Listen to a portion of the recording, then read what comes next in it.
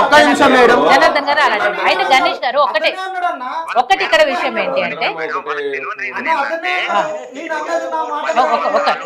Please right Janardhan Rammurthy గారు please. అయితే గణేష్ గారు జనార్దన్ గారు గణేష్ గారు ఇక్కడ నిరుద్యోగుల తరపున మనం ఆలోచించాల్సిన ఒక్క విషయం ఏంటంటే సరే దీన్ని కూడా క్లారిటీ ఇవ్వండి. ఆల్రెడీ ఏదో ఒక ఉద్యోగం అయితే ఉంది, విఆర్ఓలకో విఆర్ఏలకో ఏదో ఒక డిపార్ట్మెంట్లో వాళ్ళు అకామిడేట్ అయ్యి ఉన్నారు. కానీ అసలు ఏమాత్రం ఉద్యోగం లేకుండా ఉన్న మాలాంటి నిరుద్యోగులు రోడ్డును పడుతున్నారు కాబట్టి వాళ్ళకు అవకాశం కల్పించడం ముందు ఇంపార్టెంట్.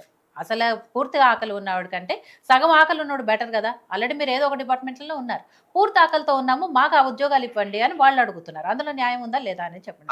అదే మేడం, నేను కూడా రేపు పొద్దున జనార్దన్ అనే వ్యక్తి, మీరు జనార్దన్ పక్కన పెట్టండి బ్రదర్, జనార్దన్ పక్కన పెట్టండి. ఆయన ఒక నిరుద్యోగుల తరఫున మాట్లాడుతున్నారు, పక్కన పెట్టండి. మీ వర్షన్ చెప్పండి.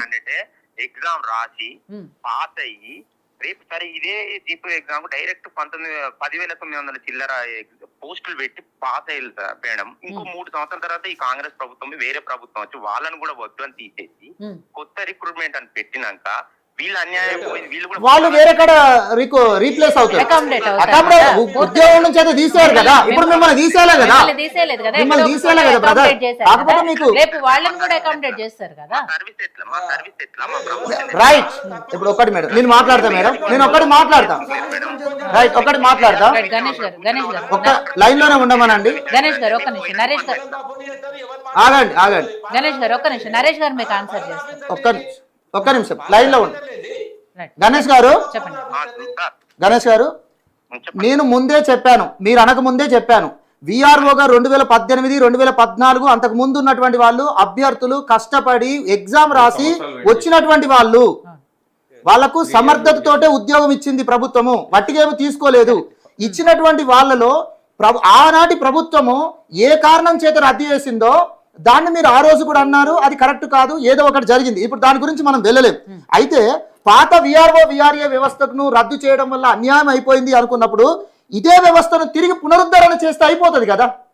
మళ్ళీ అదే విఆర్ఓ విఆర్ఏ వ్యవస్థను పునరుద్ధరిస్తే మీకు ఏదైతే మీరు కార్పొరేషన్లో పోయి నష్టపోయారు కదా ఒక సమర్థులుగా, తిరిగి మళ్ళీ విఆర్ఓగా తీసుకుంటే అయిపోయేది కదా. దానికి ఏమైనా రూల్స్ అడ్డుపడుతున్నాయా? మీరు గవర్నమెంట్ ఎందుకు అడగట్లేదు? విఆర్ఓ విఆర్ఏ వ్యవస్థను ఎందుకు పునరుద్ధరించండి, యాజ్ ఇట్ ఈస్ గా మళ్ళీ వాళ్ళని ఆ వ్యవస్థలో తీసుకోండి. అది అవసరమే కదా, ఎగ్జామే అవసరం లేదు కదా, దానికి ఎగ్జామే అవసరం లేదు కదా, వాళ్ళు ఎన్నికల్లో ఇచ్చిన హామీ కదా. ఇప్పుడు బ్రదర్ ఇక్కడ నేను అనేది ఏంటిదంటే ఇక్కడ ఉద్యోగులు వర్సెస్ నిరుద్యోగుల మధ్య రచ్చ జరుగుతుంది తప్ప ఇది ఏమి కాదు.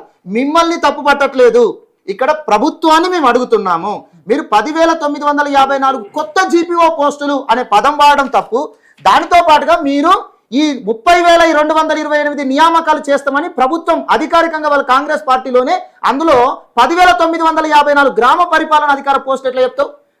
నువ్వు డైరెక్ట్ రిక్రూట్మెంట్ కొలువుల పండుగ నిరుద్యోగులకు ఇది అని చెప్పినప్పుడు ఈ 30,000లో 10,954 కలిపినావు. కలపకుండా ఈ 10,954 జీపీఓలు మొత్తం పాత విఆర్ఓ విఆర్ఏలకి అవకాశం ఉంటది, ఏమన్నా మిగులుతో ఉంటది ఉండదు అని ప్రభుత్వం నుంచి ప్రకటన వస్తే అసలు దీని మీద ఆశ లేదు.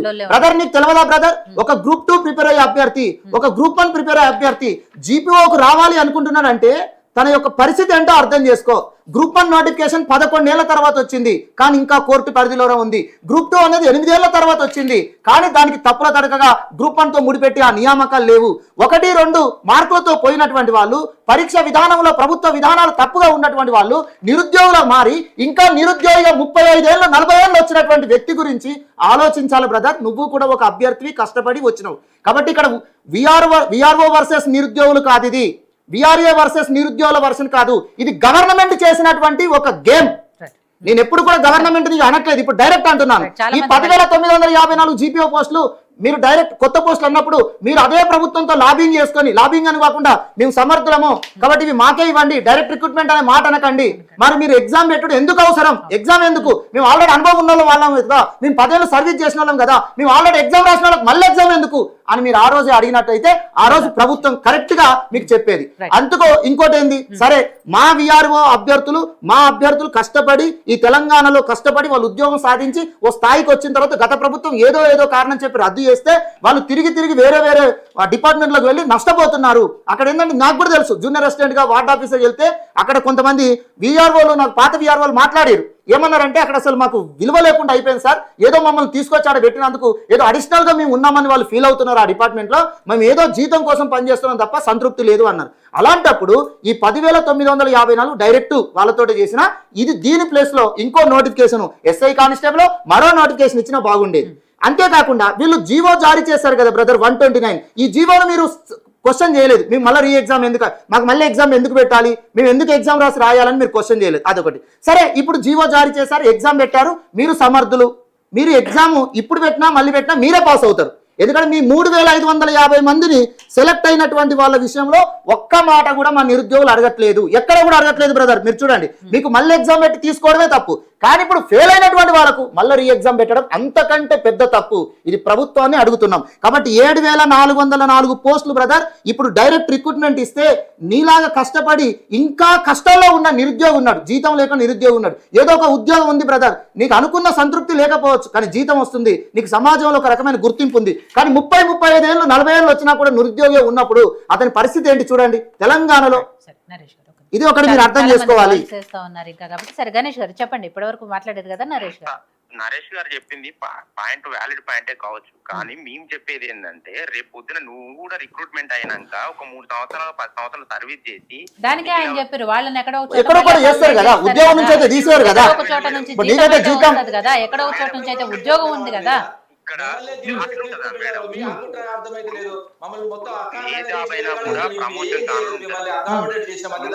ఈ డిపార్ట్మెంట్ లో కాదని ఇంకో డిపార్ట్మెంట్ పోయినాక అలా ప్రమోషన్ 0 నుంచి రావాలిగా మేడం.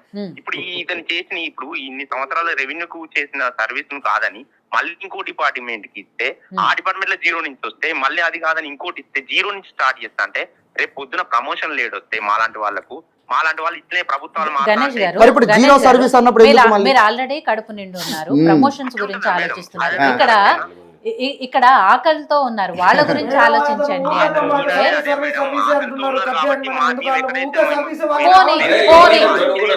సరే గణేష్ గారు, జనార్దన్ గారు జనార్దన్ గారు వాదించడం వల్ల వచ్చేది ఏముండదు. ఒక నిమిషం గణేష్ గారు, జనార్దన్ గారు గణేష్ గారు గణేష్ గారు మీరు చెప్పింది కరెక్టే అనుకుందాము. సరే, మీరు ఏదైతే ప్రమోషన్ల గురించి ఆలోచిస్తున్నారో ఇవన్నీ, మరి ఇదే విషయం ప్రభుత్వం ఎందుకు చెప్పలేదు? డైరెక్ట్ రిక్రూట్మెంట్ చేసుకుంటాము అని ఎందుకు చెప్పలేదు? ఏదైతే విఆర్ఓలు ఉన్నారో పాత దాంట్లో రద్దయ్యారో వాళ్ళని డైరెక్ట్ గా మేము రిక్రూట్ చేసుకుంటాము అంటే అసలు ఈ గొడవే ఉండేది కాదు కదా. అయితే మేడం ఇక్కడ 121 జీవో అని గతంలో టిఆర్ఎస్ గవర్నమెంట్ తీసుకొచ్చినాక మేము కోర్టుకి వెళ్ళినాం మేడం. కోర్టుకి వెళ్ళినాక ఒక 2 years వాదనలు విన్న తర్వాత తీర్పు రిజర్వ్ లో పెట్టి ఇప్పటికి 1 year అవుతుంది మేడం. దాని మీద కనీసం అసలు స్టేటస్ కో ఇచ్చింది, దాని తీర్పు రిజర్వ్ లో పెట్టింది. మాలాంటి వాళ్ళ మీ కోర్టుకు పోతే కూడా ఇప్పటి వరకు కోర్టు ఇంతవరకు మాకు రిజర్వ్ మాకు అనుకూలంగానో వ్యతిరేకంగానో ఒక తీర్పు కూడా ఇవ్వలేదు. ఆ 121 జీవో అట్లే ఉంది, అబాలిష్మెంట్ ఆఫ్ విఆర్ఓ. ఆ జీవో అలాగే ఉంది కాబట్టి ఈ ప్రభుత్వం మళ్ళీ ఆ 120 మళ్ళీ అల్లకు పోతే కోర్టు ఇష్యూస్ వస్తాయని చెప్పేసి కొత్తగా గ్రామ పాలన ఆఫీసర్ అని క్రియేట్ చేసి దీంట్లో అనుభవం ఉన్న వాళ్ళని తీసుకుంటామని చెప్పి మిగతా డైరెక్ట్ రిక్రూట్మెంట్ పోతారా అనేది మన గవర్నమెంట్ ద్వారా క్లారిటీ మాకు ఇవ్వలేదు. అనుభవం ఉన్న వాళ్ళని తీసుకుంటాము అని చెప్పినప్పుడు మళ్ళీ ఎగ్జామ్ ఏదైతే మీరు కండక్ట్ చేసారో అదే నరేష్ గారు ఇందాక అడిగారు, మళ్ళీ మేము ఎందుకు ఎగ్జామ్ రాయాలి? మీరు ఉద్యోగం సాధించారు, ఇవాళ అదే ఎక్స్పీరియన్స్ ఎక్స్పీరియన్స్ ఉన్న మీకు మళ్ళీ ఎగ్జామ్ ఎందుకు? జీరో సర్వీస్ ఎందుకు? డైరెక్ట్ గా తీసుకుంటే జీరో సర్వీస్ ఎందుకు? సర్వీస్ యాడ్ చేయాలి కదా, మీకు మళ్ళీ ఎగ్జామ్ ఎందుకు? మీ ఎక్స్పీరియన్స్ ఎందుకు మీరు కోల్పోవాలి? గణేష్ బ్రదర్, ఇప్పుడు ఏం జరుగుతుంది? ఇప్పుడు ఒక్క నిమిషం అన్న, పాత విఆర్ఓ వ్యవస్థను రద్దు చేశారు, మీరు కోర్టుకు వెళ్ళారు, సర్వీస్ ఇవంతా నష్టం అంటున్నారు. బ్రదర్ ఇప్పుడు చూడండి, గవర్నమెంట్ జీవో 129 జారీ చేసి ఎగ్జామ్ పెట్టింది, సర్వీస్ 0 అన్నది మీరు కోర్టుకు వెళ్ళారు తెలుసు. ఇప్పుడు రీ ఎగ్జామ్ పెడితే దీని మీద నిరుద్యోగులు కోర్టుకు వెళ్తారు. కోర్టుకు వెళ్తే మీ నియామక పత్రాలు ఆపడానికి ఇప్పుడు నిరుద్యోగులకు నోటిఫికేషన్ ఇవ్వకుండా మొత్తం కూడా ఇది ఒక ఆపి దీన్ని మళ్ళీ ఒక కాలయాపన చేయడం తప్ప ఇక్కడ ఏం లేదు. అందరికీ నష్టపరచాలి. ఇక్కడ ప్రధానమైనటువంటి వ్యక్తి ఇక్కడ ప్రభుత్వం చేస్తున్నదే. 21 మార్చిలో 10,954 పోస్టులు అని చెప్పేసి ఇందులో ఇచ్చింది. నిరుద్యోగులు కానీ 22 మార్చిలోనే జీవో జారీ చేశారు 41, 29 మార్చికి జీవో 129 జారీ చేశారు దీనికి పాత విఆర్ఓ విఆర్ఏలకు అని. మరి పాత విఆర్ఓ విఆర్ఏలకు అవకాశం అన్నప్పుడు ఇక్కడ 21 మార్చిలో ఇవి ఎందుకు తీసుకొచ్చారు చూసారా మేడం? 21 మార్చిలో 10,954 గ్రామ పాలనాధికారులు వస్తున్నాయి నిరుద్యోగులకు అన్నారు ప్రభుత్వమే, కాంగ్రెస్ పార్టీ ఇచ్చి 29 రోజున మార్చి 29 రోజున జీవో 129 జారీ చేసి ఎక్స్ విఆర్ఓ విఆర్ఏలకు అవకాశం ఇస్తున్నాం అంటున్నాం. చాలా మరి అది ఇక్కడ రాయొద్దు కదా? గణేష్ గారు నేను మళ్ళీ వాళ్ళందరితో కూడా మాట్లాడాలి కాబట్టి మీ లైన్ కట్ చేస్తున్నాను. థ్యాంక్ యూ గణేష్ గారు, ఎనీవే కాల్ చేస్తున్నాను. రైట్, యా రవి గారు విన్నారు కదా, అంటే వాళ్ళు ఏం కోరుకుంటున్నారు, ఎందుకు అడుగుతున్నారు, ఎక్కడ నష్టపోతున్నాము అనేది ఇప్పటికీ ప్రభుత్వం అదే వర్షన్లో ఉందా? ఇప్పుడు విఆర్ఓలు, పాత విఆర్ఓలు, ఎక్స్ విఆర్ఓలు వీళ్ళందరూ కూడా వాళ్ళు పడుతున్నటువంటి ఇబ్బందులు కానీ గతంలో వాళ్ళు డైరెక్ట్ రిక్రూట్మెంట్ ద్వారానే వాళ్ళు కూడా వచ్చారు. వాళ్ళు చాలా వ్యయ ప్రయాసాలు పడి 3 సంవత్సరాలు వెయిట్ చేసింది. బ్రదర్ కూడా తెలుసు, వీళ్ళకి అనుభవం కూడా ఉంది, గతంలో వాళ్ళకి కూడా కోచింగ్లు ఇచ్చారు. కాబట్టి నేనేమంటున్నా అంటే ఇప్పుడు ఎవరికైతే 10,954 పోస్టులు ఇవైతే ఫిల్ అవుతున్నావో ఇవైతే బ్యాలెన్స్ అయితే ఉంటావో కార్పొరేషన్లకు ఇంకో కావాల్సినటువంటి సమకూర్చాల్సినటువంటి పోస్టులు ఉన్నాయి, వాటిని సమకూరుస్తారు. దానికి డైరెక్ట్ రిక్రూట్మెంట్ ద్వారానే మిత్రుడు అన్నట్లుగానే ఎవరైతే గణేష్ గారు మాట్లాడినట్లుగానే ఇస్తారు. సో ఆ విషయాన్ని మనం పరిగణనలోకి తీసుకొని ఈ రోజు కాకపోతే రేపన్నా ఫిల్ అవుతాయి. ఈ రోజు కూడా మనం కొత్త పరిణామాలు చూస్తున్నాం. ఈ రోజు కూడా మనం టీచర్స్ ప్రమోషన్స్ కానీ అవి కానీ ఈ రోజు